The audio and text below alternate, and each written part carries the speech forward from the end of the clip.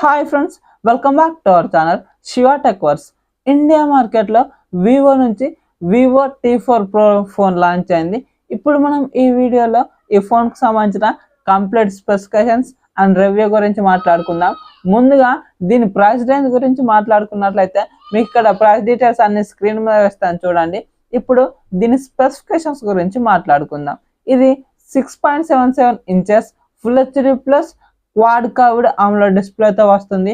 120 Hz refresh rate కు support చేస్తుంది. 5000 nits peak brightness ఉంటుంది. HDR10+ కు సపోర్ట్ చేస్తుంది.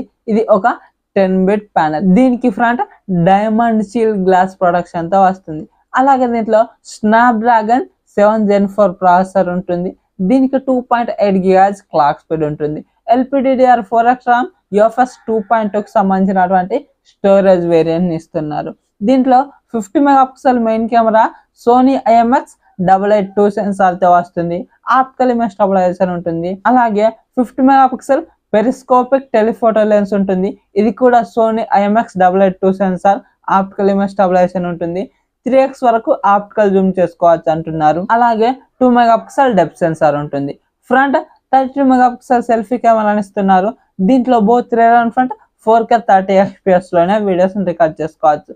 ఇందులో కెమెరాస్ అన్ని బాగానే ఉన్నాయి కాబట్టి పర్లేదు, మనం మంచి ఫొటోస్ ని ఎక్స్పెక్ట్ చేసుకోవచ్చు. అలాగే 6500 mAh బ్యాటరీ ఉంటుంది.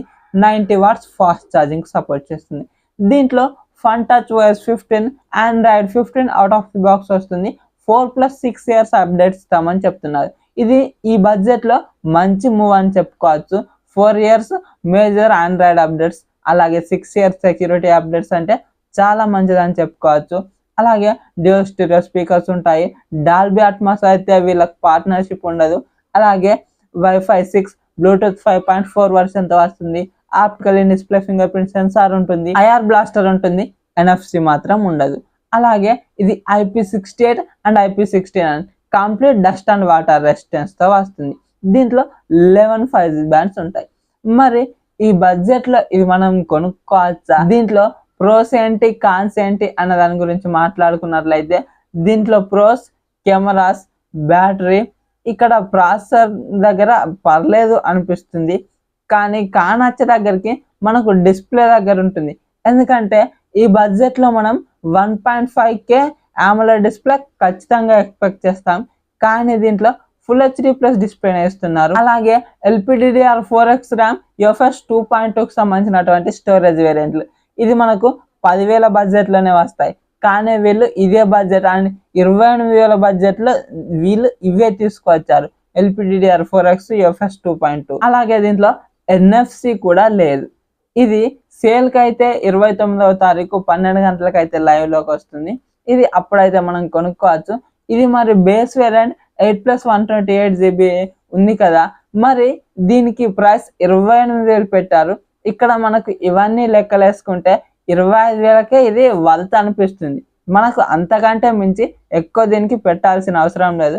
25,000 బడ్జెట్ లోనే మొన్న లాంచ్ అయిన రియల్మీ P4 Pro ఫోన్ చాలా బాగుంది. అందులో సేమ్ ఇవే ఉంటాయి, కానీ 1.5K AMOLED డిస్ప్లే ఉంటుంది. 7 Gen 4 ప్రాసెసర్ తో పాటు హైపర్ విజన్ AI చిప్ ఉంటుంది. గేమింగ్ లో కొద్దిగా హెల్ప్ అవుతుంది. దాంట్లో బ్యాటరీ 7000 mAh ఉంది. కానీ ఇక్కడ దీంట్లో పెరిస్కోపిక్ టెలిఫోటో లెన్స్ ఉంటుంది చూసారా, దాంట్లో మాత్రం ఉండదు. అదొక్కటి కానీ తప్పించి దాంట్లో అన్ని చాలా బాగున్నాయి. దీనికంటే ఇది ఆఫర్స్ తో కలిపి 25,000కి వస్తే, అది ఆఫర్స్ ఏమి లేకుండానే మనకు 25,000కి వస్తుంది. ఆఫర్స్ తో కలుపుకుంటే 22,000కి వస్తుంది. ఆ ఫోన్ దీనికంటే చాలా మంచిది అవుతుంది.